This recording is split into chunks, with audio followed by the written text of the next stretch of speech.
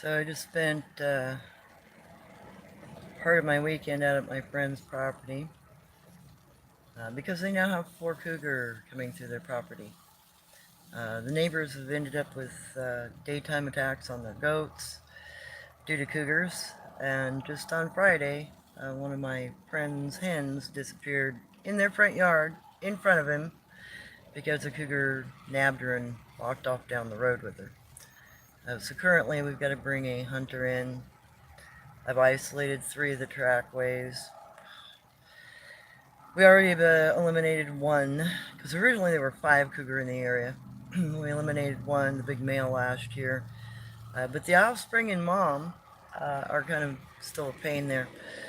The Bigfoot on that particular property has also come closer into the home at night, and they've been sitting within 20 feet of the home. I think they're guarding. So anyway, that's a little bit of where I've been and what I've been up to this weekend, and I'm just coming back from that. That's why I've chosen just to pull off the side of the road to do this live. And I wanted to discuss a little bit about the difference between Emic and Etic perspectives when it comes to research. In particular, if you're dealing with folklore, or culture, or anthropological perspective, they're two terms to be to become familiar with because they're useful.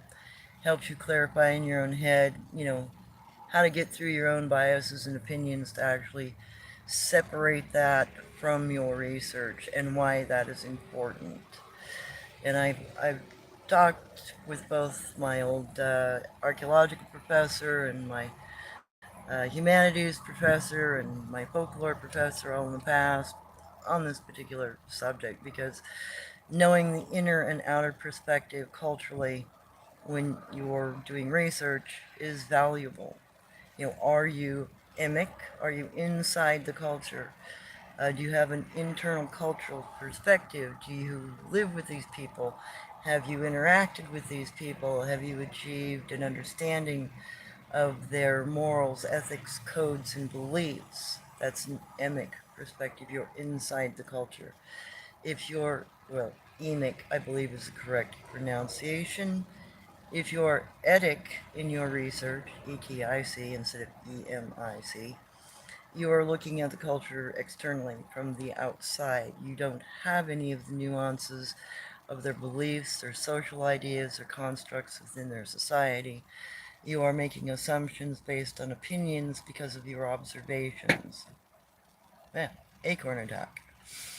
So, keep those kinds of things in mind. A lot of current research is actually from the etic perspective, externally looking in. That's why, opinion holds a high value in that external understanding, because that's basically what you have to go on. What you can prove to yourself and build an opinion about. It's not an inappropriate thing, it's just your beginning point, where you start from. So that's something to keep in mind. Also keep in mind that Emic, you can have bias as well. You can be, because of your involvement, you can retain a bias about what you believe because of what you've personally experienced. Hello, everyone, by the way. So, if you've been studying inside a particularly, religious culture or something, and you practice the religion alongside the people who are in the ceremonies, etc., and you've collected their information directly, and you've had your own personal experience, that gives you an opinion as well, and you can see that as a bias.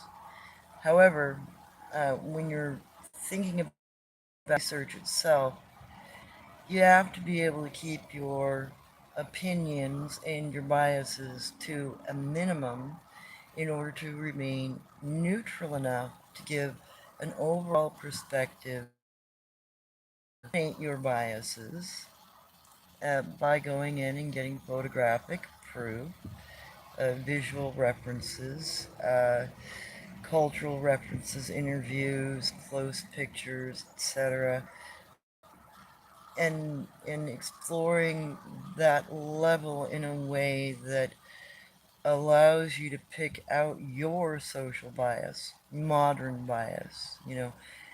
when you're trying to crawl into them, you can't think lighter is your answer for fire. You have to think what they do, how they do it, why they do it that way.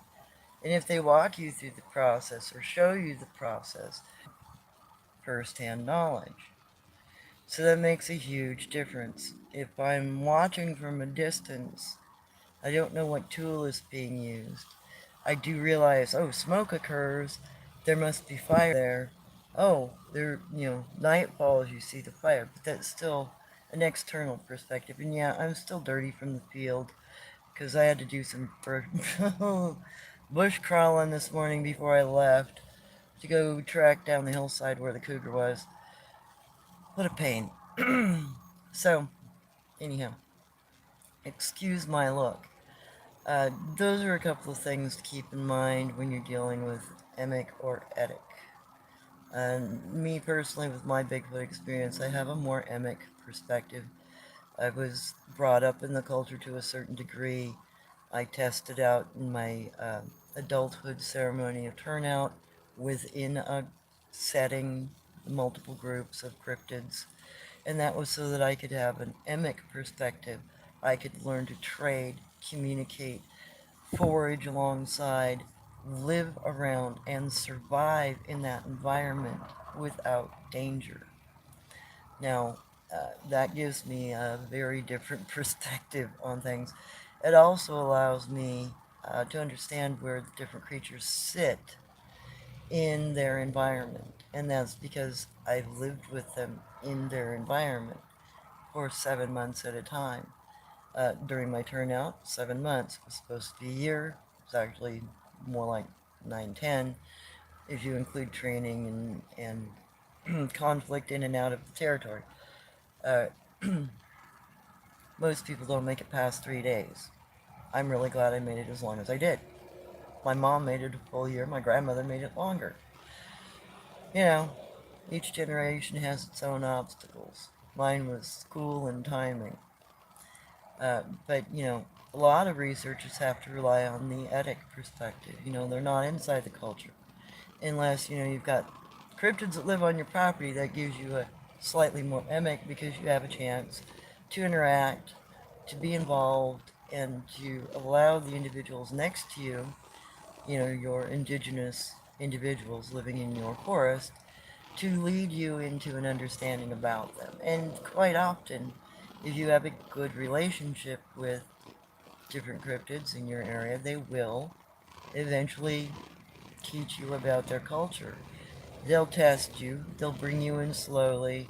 They want to make sure your ethics and morals are in alignment with them before they include you in their society, because they don't want to have to outcast you. Once they've accepted you, that is a lifetime commitment on their side. Once Jen Jen and Gwanch adopted me as a child, that has been a lifetime commitment for both sides.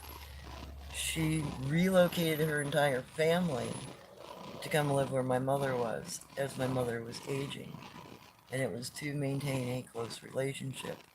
And now that my mother has passed away, Jen Jen has sent her children, her eldest boys, to come find me, show me the grandkids. I'm auntie, grandma. I'm taking grandma's place. And, they've led me to where they live. I'm still see them at a distance because I haven't spent enough time. I have to prove myself again, most likely, that I'm still the child they remember, the person that was moral and right in their eyes. So that will come. Anyway, wanted to say hi to everybody and throw a little bit out there about emic and etic perspective and the different, stalls that might occur in research. If you get too far into opinion without enough, physical evidence, it's going to be hard to prove it later. Because, the opinion might fall apart with later proofs. The same can be said for Emic.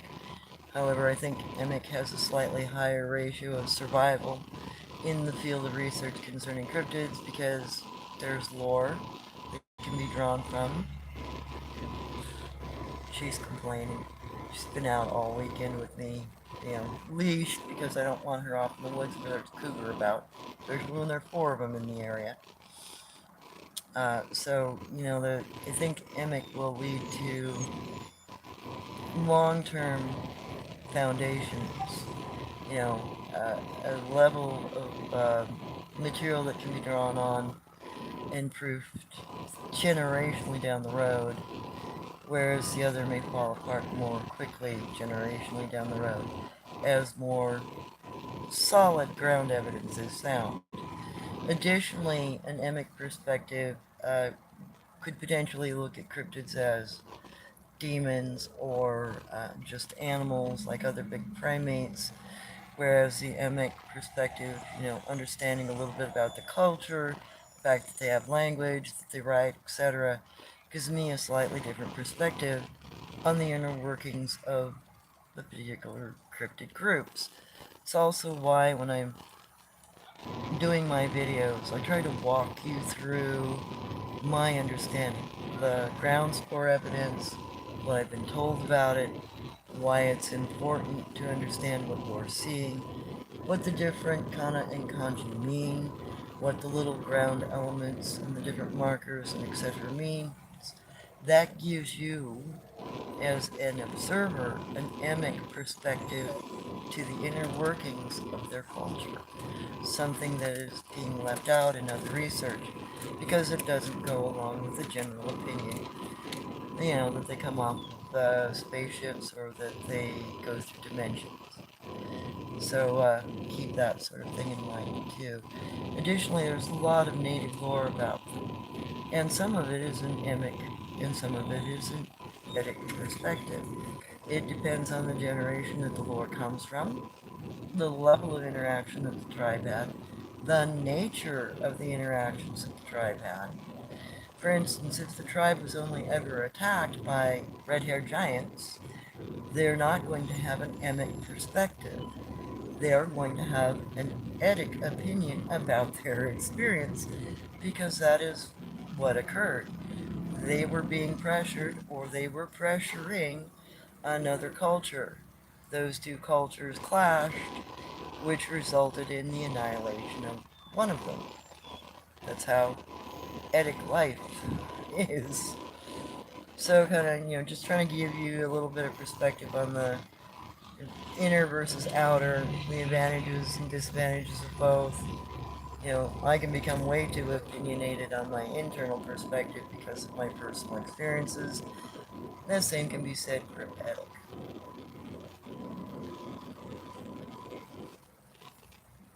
Oh, that was my dog, or the people walking over here in the dry grass. I was feeding her, she was eating food, and they're still walking around in the fallen dry leaves and stuff over here. It's a, small family with kiddo. Have fun. Sorry about that. That and I'm sitting next to the roadway. Just pulled off. Was thinking about the, different perspectives and the importance towards research and, how to keep your own perspectives out of the way because it's important in both avenues to do that. If I get too involved, I can't give you clear information because my information will be muddled by my own perspective too much. And I try to walk a line there. I try to look from both the outside. That's also why I've been kind of walking you into the areas, like the Bigfoot walk-in. I want you to see what I get to see from my cultural and my emic perspective, give you an etic walkthrough to show you, oh yes, they signal to each other. And if you take the time to look at the area where the one is signaling go down, you can actually watch the individual that he's signaling to drop and then go from knee to crawl and then go up the embankment and out. It's several frames, about 50 frames in there. And it's, me panning once, you see the command, you see the drop, me panning the second time, you see him crawling. So there's some visual video proof of communication and carry through. And then the individuals I was, walking by, the little person, the Wibila, and the primary medicine person there, because there are several medicine people within that group. One of them is also a native man who has the ability to take full shape form, and he's not a skinwalker.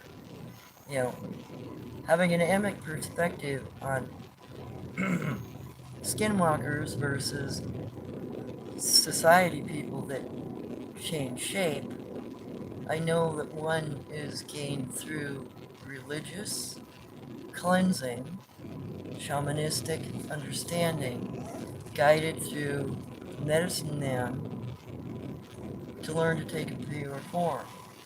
And it is a religious perspective done in a manner that is to benefit their society, to safeguard their society, to assist their society in times of need. Whereas a skinwalker feeds on the society as an external predator, though they may have once been a member of that society. They have killed, cannibalized, mutilated members of their family and people within their social group to attain the shape-shifting form that they have. The skinwalker form, the dark form. They are predators. They are always seen and understood as predators once they take on that kind of dark medicine. So please, respect native culture enough to keep those two ideologies separate, because they are. Now, I have a picture which I will put up. I'm going to put up the original image screenshot from the walk-in video, Bigfoot walk-in video. And I've held this for a week because I want you to understand how difficult it is to see these creatures, even though they're within a few feet of you. So for 24 hours, the single image screenshot will be put up in my post section. Please go in, screenshot it. There are 3 things I want you to try to find specifically. And I'm doing this because I understand that now some of you who have seen enough of the images and stills from my videos can actually pick out the creatures in the surrounding bushline. This is kind of a test to get your mind going. So there are 3 creatures. There is one dinosaur, slightly larger than the last one. The last dino was about 40 pounds. This guy is about 120. He could take me out pretty easily if he wanted. Thank God he's a pet.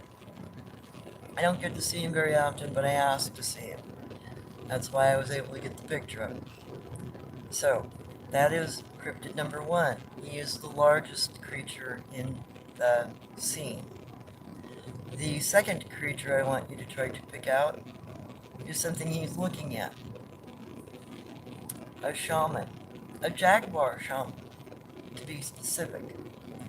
This is a man who has been in this medicine man's region for about 4 years. 3 years ago, he acquired himself a very unique pet. That is the third creature I want you to find. So, the jaguar shaman has intense blue piercing eyes, and though he has a primate body when he is transformed, and you can see his hand, he has a jaguar's head. On his shoulder is his modern monkey pet, a capuchin. He traded for it 3 years ago. It's the first time I saw the capuchin in the area. They do keep pets. They will keep cats.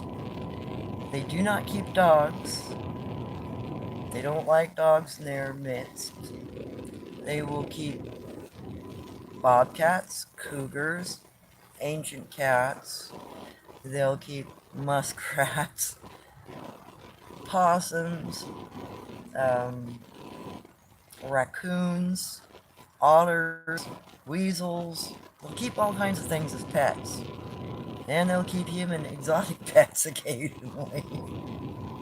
So, keep in mind that some of the stuff that you see isn't because they come through portals.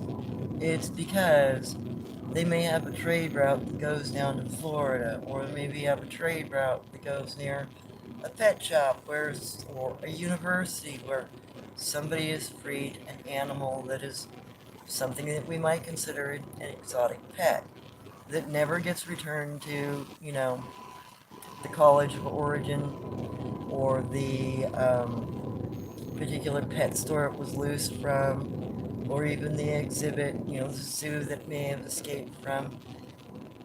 Sometimes those things don't ever come back. But they might get traded between Bigfoot for pets. Keep in mind, they have trade routes. This is in Oregon. All of my research is done primarily within the Willamette Valley, currently in Oregon. It is an area I am incredibly familiar with. I've been here since the 80s, and I've only lived outside the area for about 14 years off and on. But it's an area I'm very familiar with. I know a lot about. I have a lot of native lore about it. A pretty good understanding of it. And additionally, I have a lot of lore and understanding about stuff down in the sequoias, redwoods, some of the different cryptid groups in the different reses up around Washington and in the Puget Sound area, because I did about 11 years of research up there total. And, integrating when I could with groups.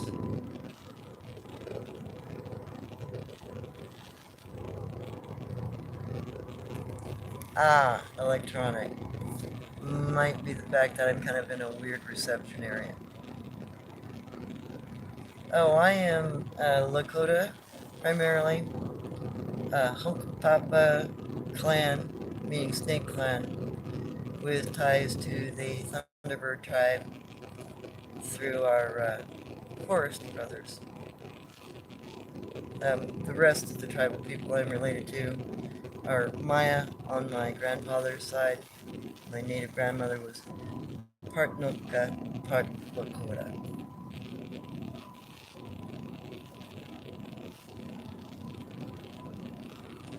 Well, I know that Skinwalkers come off the Navajo res.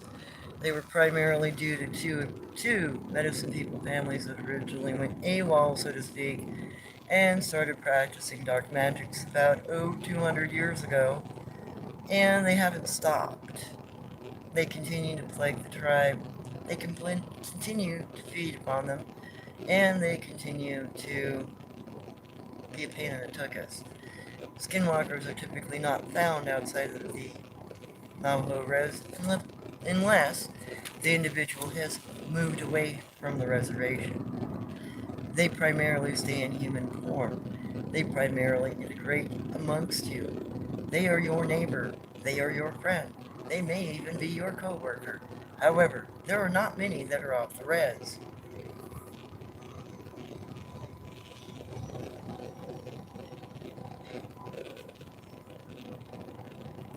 Well, Linda, if you go through my website, my channel, I posted the pictures of my native relatives, and I've told their lore, including my native grandmother, Eliza Thunderbird Albertson, who was registered as the 1352nd member of her band when it was rounded up in 1838.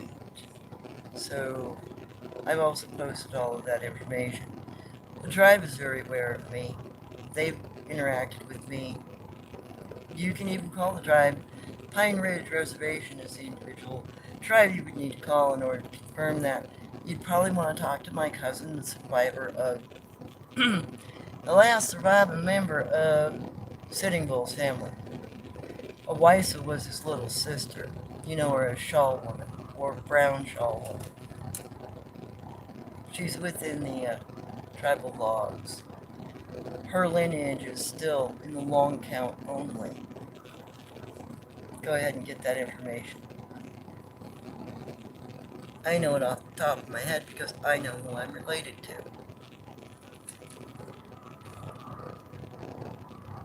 Hey Phil, how you doing?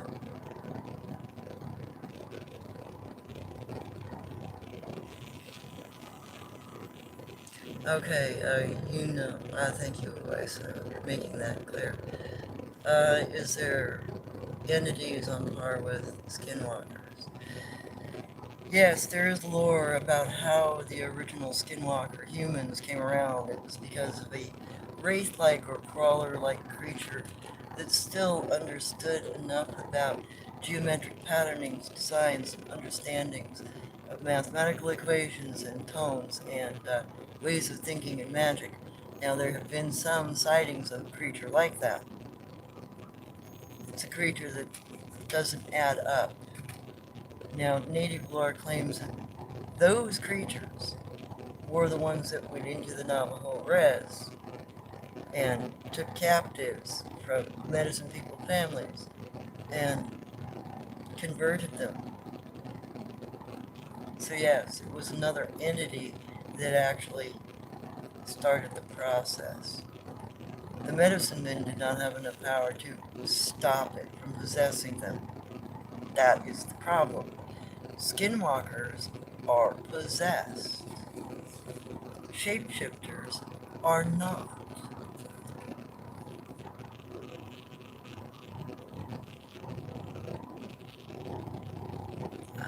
So, question.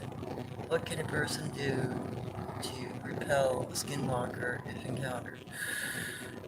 Wow, you better start putting out.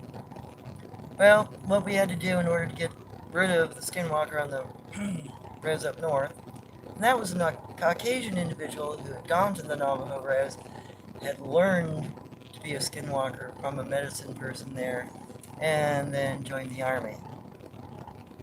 Yay. And then, continued his life as a skinwalker amongst us. So the first is I had to get together with another medicine person because he'd already tried to cleanse the property the skinwalker was on. He didn't have enough power. He gave me prayed over tobacco bundles. I prayed over him a second time. I walked the property again after his footsteps. Read tobacco. I also salted every spot that I went. Built a magical cut one, a perimeter to hold that thing in place so it couldn't run before we internally attacked it. We locked it in place, which means we had to live with that thing for another 4 or 5 months before we could rout it out. We had to find its different forms and eliminate them. So once we locked the property down magically, so it couldn't leave and it couldn't take itself into another form and exit off the fucking property, pardon my French, we then cleansed its living abode. We salted it, tobaccoed it, prayed over it. And it took all of us on the property to do this, plus the medicine man that was working with us.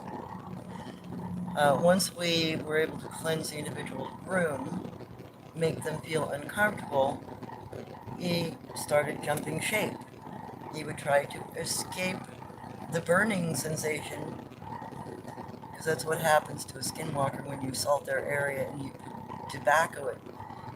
They have an aroma overload and their skin burns. Also, if you know the skinwalker's original name, you can kill it by saying hello to it. But we didn't have its original name. The only way you can deal with it then is you have to isolate it from its different skinwalker forms and then take its forms out. It only had one major form that it was utilizing on the res, a black cat. It took us 3 days of shooting that cat. I know I shot it through the lungs, the heart, and the head right between the eyes once. Other people on the property had done similar damage. One guy took out both its front shoulders and its back legs. The cat still ran away. He tapped it from behind. That individual cat took 12 shots, most of them within 4 feet to 20 feet, over 3 days before it finally died. When that skinwalker form finally died, we put it in the ground. The medicine man came He prayed over it. We saged, we tobaccoed, we salted. The Skinwalker the following night still dug it up out of the ground and tried to reanimate that individual cat, that Skinwalker form. The following day, I found the ground evidence of where the cat had been reanimated long enough to crawl along the ground 3 or 4 inches, and then it passed away again. We had subdued, finally, enough of that individual's medicine, black magic, and its possession that we could drive it off the property. Couldn't kill it, but we could remove it and ban it from the property, which is what we have done. It's the only thing we could do. And until somebody learns that Skinwalker's original name, it will continue to live and walk this earth. It doesn't matter if you know a shapeshifter's name. It isn't going to kill them because it's not relevant. And that is, an Emic perspective versus an Etic. You don't know that unless you're inside the native culture.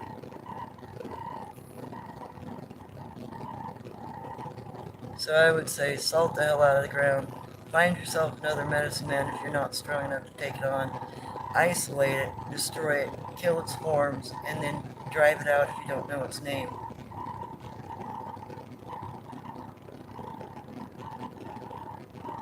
Okay, it sounds like Skinwalkers may be acting out a long time blood feud. Yes, there is that possibility, and there is lore within the Navajo reservation that suggests the two medicine people's families that became Skinwalkers actually did have conflicts with each other. That's typically any kind of dark stuff. You're nursing your bad wolf. You're not working through your heart, you're working through envy and greed. So it always takes you down to the road of possession, so that you don't nurse a bad wolf. Why you always try to nurse your good wolf.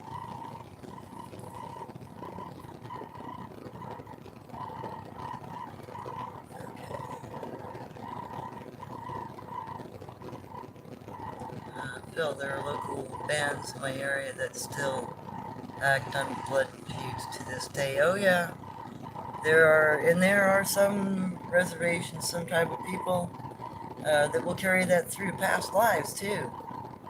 You step onto the wrong res, you run across the wrong past life person, they might still challenge you to a knife fight just to stay the day. Keep that in mind.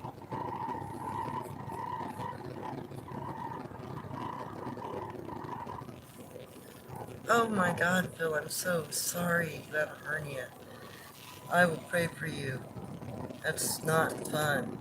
My mother's had one, and my brother too. Praying for you. Pray that you heal and pray that you can I hope you are able to get surgery for it, to put a patch on it, mend it. Yeah, I'm doing pretty good still.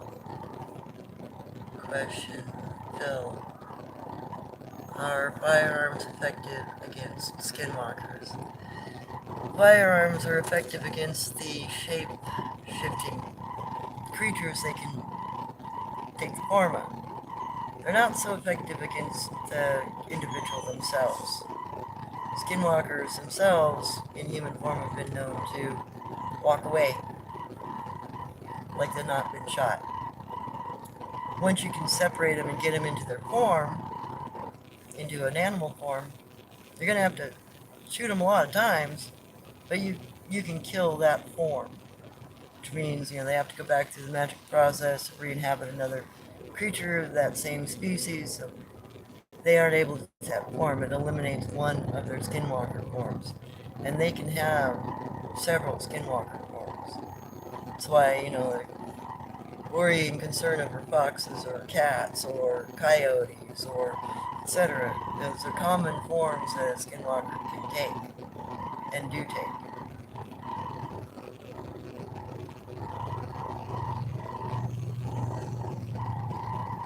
Calling upon Jesus effective against skinwalkers. It could be. It might be, especially since, if you've got a strong faith in your connection and you know that God helps you, because it's Creator. Creator helps you with these things. Then, go your route that you know. And, it doesn't help to, it does not help you to falter with fear against one of these things. They rely on your fear to walk into you, because that is another potential danger. Once a skinwalker takes notice of you, they may try to possess your dreams. They may try to possess you outright.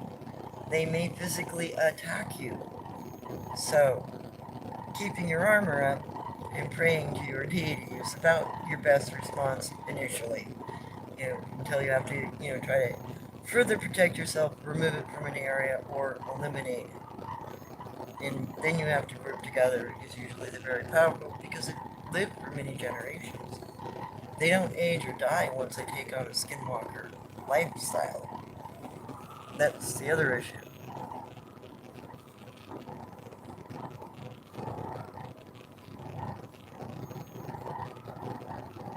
Hey, Ottoman. Good to see you.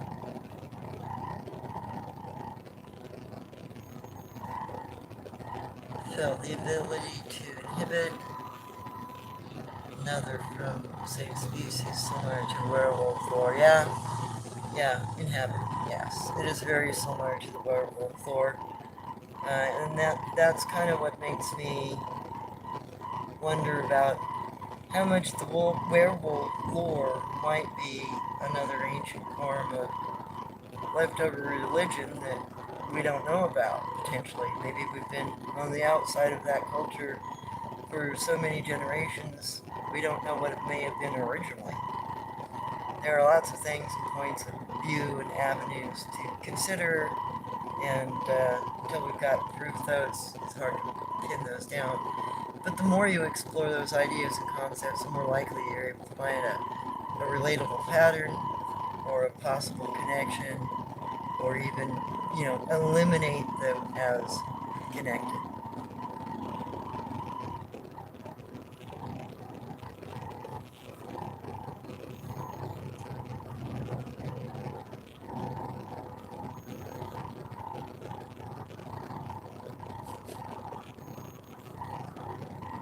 Hey, Adam. So, yeah, I'm going to post that picture up, and then tomorrow I'll go ahead to get back to the can you find the dino in the picture process. If you guys hadn't caught it earlier, I'll be putting up an original just screenshot off my that Bigfoot walkthrough or walk-in video. There was a little dino. Why don't you try to find it? Email me, circle the spot. There's the Jaguar Shaman, if you can find him, and his little pet capuchin sitting on his shoulder. If you can find those three, please circle them, send them in to me on my email. I'd like to be able to set you up with a direct phone conversation with me if you are interested. Otherwise, it's just an exercise in whether or not you can see them and pick them out. Tomorrow I'll go ahead and I will post the enlarged, enlightened photos, outlined. And yes, outlines are important. It's not the itty bitty titty city circle committee kind of thing. When you go into any class and a professor is talking about something and he is working with a pointer, even on a screen of an image, what does he do? Or she do? Circles the image or points at it and taps directly. This is what I want you to look at. It's to draw your attention to a pertinent piece of information. So that's my opinion on red circle things. Anybody who says, oh, red circle, blah, blah, blah, blah, bad. No. Every professor in your college, every teacher in your life is pointed to and circled things out for you while they're teaching and explaining stuff. It is to assist you in your learning process and to advance your knowledge and understanding of something. So, please lighten up. Skinwalkers choose the path of darkness instead of light medicine men. Yes, that is very true. Phil, I have seen a number of Sasquatch type. I've been following Skinwalker Ranch. They report Skinwalker sightings. Yeah, well, that entire terrain, all the way up to what's left of the Navajo Ranch, or Navajo Ranch, Navajo Res, once went up through where the Utah Skinwalker Ranch is. Take a look at older days, take a look at older records. The Apache, for instance, who had marriage relationships further south, controlled, as did a lot of the Central Plains Indians. We held a break line for many, many generations at the Appalachians and up and down the Mississippi. Settlers didn't get across that divide for 230, 240 years. So we didn't start breaking that line until Jackson was in office. You know, we held our own territories for a very, very long time. Everything that had been going on in those territories weren't divided up in states yet. We still moved freely. Those things still roamed those areas until, modern advancement, until settlers came and started dividing and pushing on the Indians, dividing up the territories and areas into statehoods and pushing people off their land and into reses where they were isolated with the most dangerous of some of their cryptids by leaving some of the other dangerous cryptids behind in previously tribal lands. We got pushed all over the place. You have, people that were once in northern areas living in southern areas. You have people that were living originally in the Everglades pushed to the west coast or into Canada. You've got a lot of displaced indigenous people all over America, in Canada too. We got pushed everywhere, especially after the 1830s. So what we're left with now is what we could regain or what we were left with or given. And some of it's not even where we originally lived. That also displaces not only our culture, our lore, and the understanding of the environment, because we're not in the same environment anymore. In some cases. Okay, moon. Killed the most sacred ashes, prayer, medicine, man, yourselves, but blessed by prayers. Yes, certain ashes, you poison your arrows and your bullets on ashes made from ash wood. That is reported to kill, if prayed over properly, reported to kill skinwalkers in human form. But, knowing their name, that'll do it instantly. Hey Jason, how you doing? How's your family? Doing pretty good myself. Been a long week. Gonna be working a 6-day week this week. Starting tonight. Part of the reason why I ended my trip out to my friend's property early. They got a hunter coming out, I think, this week to track and maybe eliminate one or two of those cougar if they can find them. The one that's coming to the house, God, it just snatched a chicken out of the yard at like 1:30 in the afternoon, day before yesterday, so it's getting way too close to their home. I hope that's the one they find first. Yeah, I hope you never encounter a skinwalker either. They're very cunning and incredibly dangerous. Phil, and I'm glad you hopefully don't ever have that potential. Hey, how you doing, Ron? Autumn moon, 4 or 5 states, but modern. They travel far now. Skinwalkers. Well, I've heard a lot of rumors that the Navajo Reservation actually has a severe infestation because the younger generations have taken up becoming skinwalkers. And they're got this kind of, they're gonna walk across the United States doing this shit. So it might become more of an issue here real soon if that rumor is true.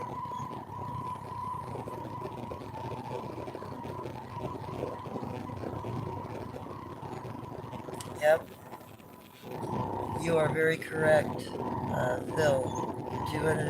201 individual distinct native languages in Canada. Yep, very, very true. Are you getting bored? Okay, baby. We'll go another 15 minutes, and then we'll take you out. Go swimming before I go to work, baby. Okay. I know. You haven't had enough attention. So yeah, that might become a serious issue here real soon. Hey, baby. Now, you attention now. Let's see, Ray. I wonder why America got so soft. Came from people who have dealt with so much birth change. Yeah, well, you can thank public schools, public food, production food, our separation from nature, and our isolation in cities. Probably done a lot to not only keep us historically in the dark, undereducate us, and keep us from our true potential. So, maybe our choice, the way we live, has been a huge factor in that. And now, our laws keep us from living in a natural way. So you struggle to get back to the land because of all the restrictions. Wonder why that is. Okay, Phil, some people in America are very hardy and steadfast. Yep. Never been, I believe, if they are here in my city, Albuquerque, Mexico, that's a potential. I've heard rumors of that.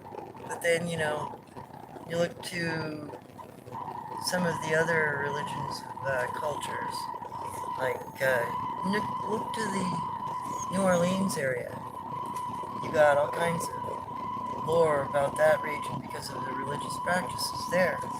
You have stories of werewolves, of Skinwalker-like people that can change forms, dark medicine people that can raise spirits or animate zombies. So, culturally, there's a lot of that stuff international too. There are a lot of cultures that practice dark stuff, and it's always been with us. Just we have the ability now to become far more aware more quickly because we have a phone in our hand that has a camera on it. We have social media that we can post to instantly. You film a dog man walking through your backyard, you can turn around and post it on your YouTube page after you create it 5 minutes later. So we are more informed in some ways than previously. That's an advantage. That's something we can take advantage of. We can educate each other that way, and we can bypass a lot of BS that way, as long as we don't take up lying to each other. Be earnest and honest. Otherwise, we're not accomplishing anything.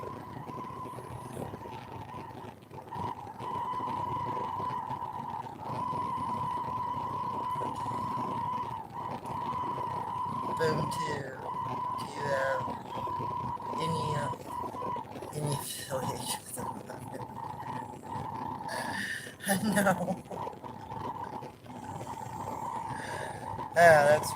That's pretty hilarious. Hey Ray, Albuquerque is cool. I've been to Santa Fe. Yep.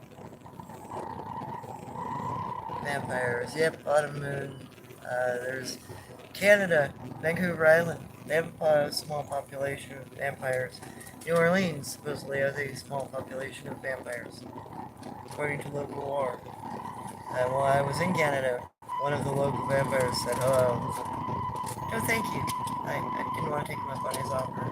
And I've spoken with people, including my ex, who had been down to Louisiana and into Bourbon Street area and some of the things that are spoken of there.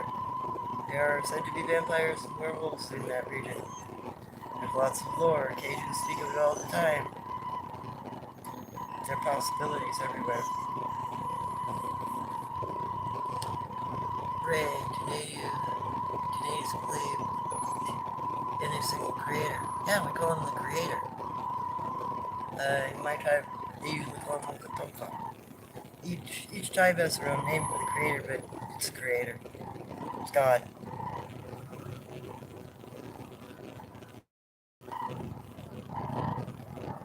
Well, we understand we come from the creator. We come from a place of darkness, the creator, where we feel warm, loved, comfortable, and we are with the creator. We know we're with the creator.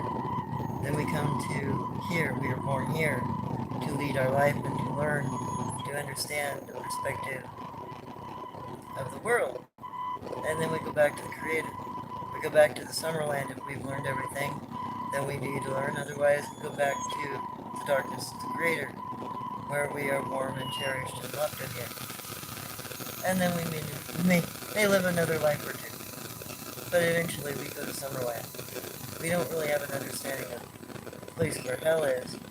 Hell is, becoming a skinwalker. You do it to yourself. That's why we don't nurse the bad wolf. Why that warning is there.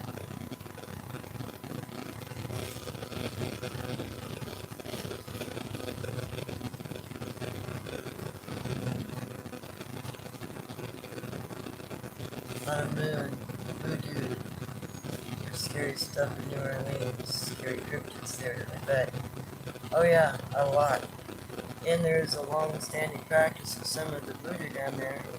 Practitioners, they're very aware of their cryptids and which ones they can communicate with, which ones they can ally with, and which ones are not. And they do utilize each other, sometimes.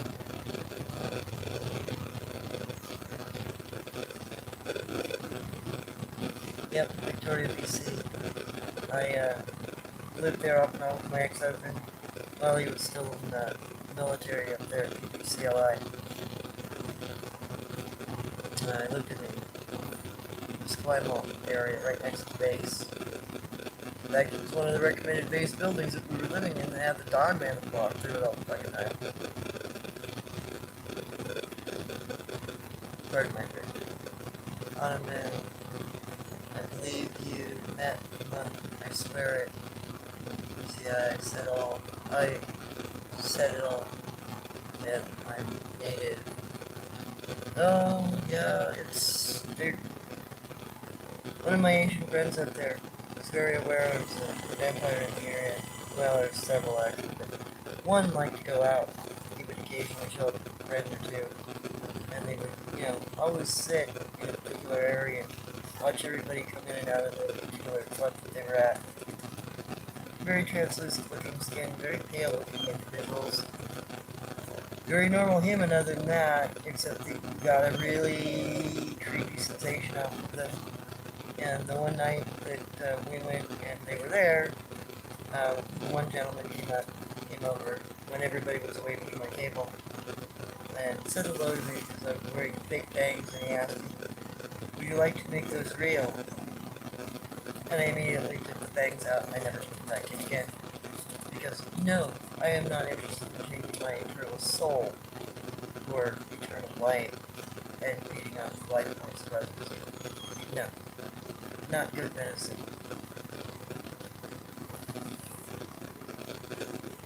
I'd rather heal and help people and teach. And I'll take my mortality with that, thank you very much.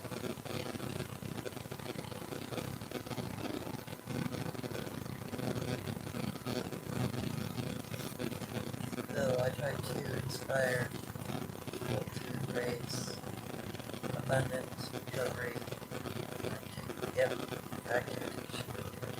Wow. Awesome, Phil. Congratulations. And that's good medicine.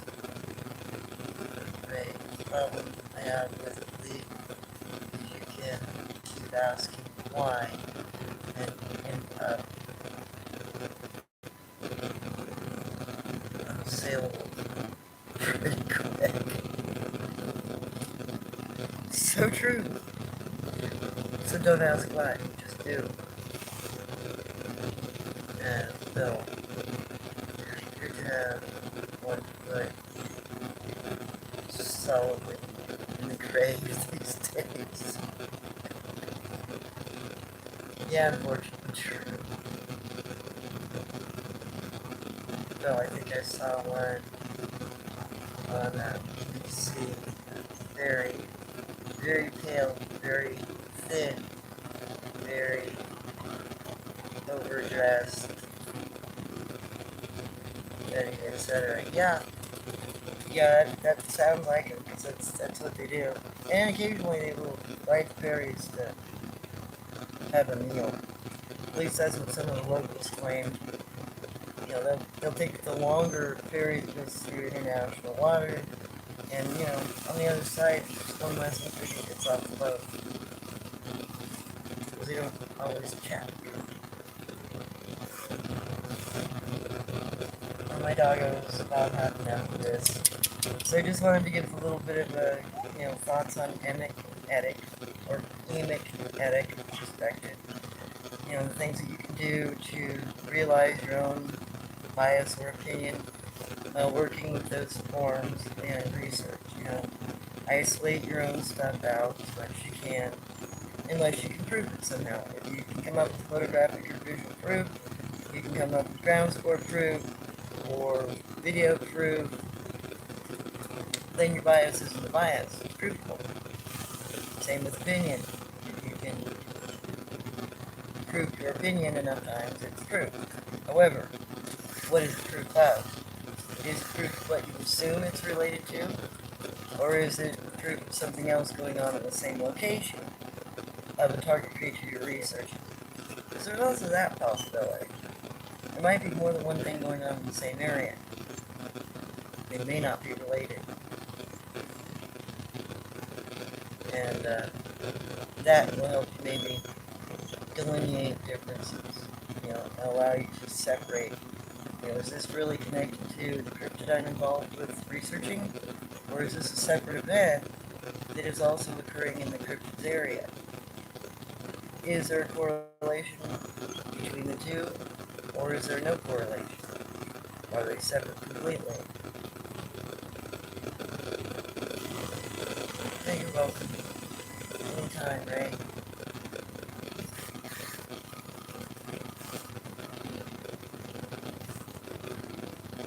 Yeah, she's really pretty little puppy, but she's getting warm.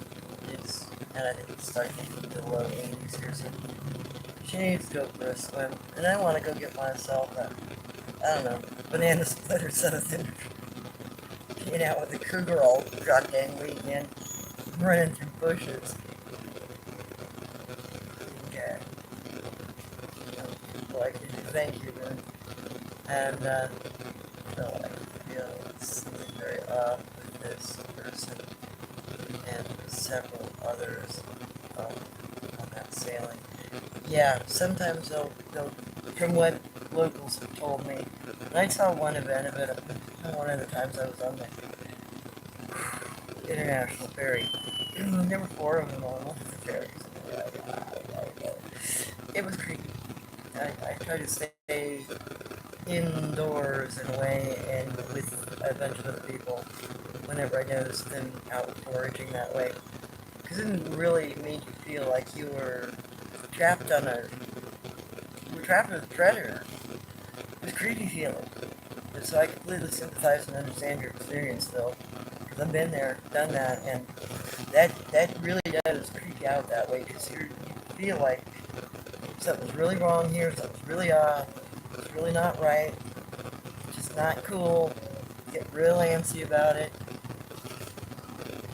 And yeah, sometimes I'll have an extra layover on ferries like that too, which is also very strange. They'll cycle out one, maybe they don't go an extra trip, and all of a sudden you've got a bathroom that's locked that needs immediate service and cleaning. Very odd. Alright guys, gotta go pay attention to my puppy. thank you very much. I'll post that one little contest photo, see if you can find the dino. And then tomorrow, oh, hello, welcome from India. Please, I enjoy your culture's history. The stories of Hanuman are very similar to the things I understand here. Some of the cryptids that you have documentation of in ancient times still live with us. I'm so grateful for the resource material of your nation. I'm so glad you have lasted this long. You have a great, great, great nation. Sailing was delayed. A person's stuck in an elevator. It makes me wonder. Yeah, me too, Phil. Yeah, that really makes me wonder, because that happened on the one cruise where my ex was telling me, oh no, those few more vampires, we need to leave these areas, we need to go where it's populated. And he was the one that says, I bet you there'll be a closed bathroom or something where, and a delay. And sure enough, on that voyage there was, we had a closed bathroom where you got a closed elevator. Yeah. So there's some oddity there. Alright, everybody. Have a good one. Take care. And thank you. And hope you enjoy the little contest. I think I'll try to introduce a few more little tidbit stuff like that. Come participate, see if you can figure it out, and then, give the answer a day or two later. And thank you for enjoying those things. I'm glad you enjoy those sorts of things. And please let me know if you want more. Canadians from India. India. There's so many Canadians here. Yeah. No, cultures are different. Have a good one, everyone. Thank you so much. Take care. And I'll post that picture. See you later.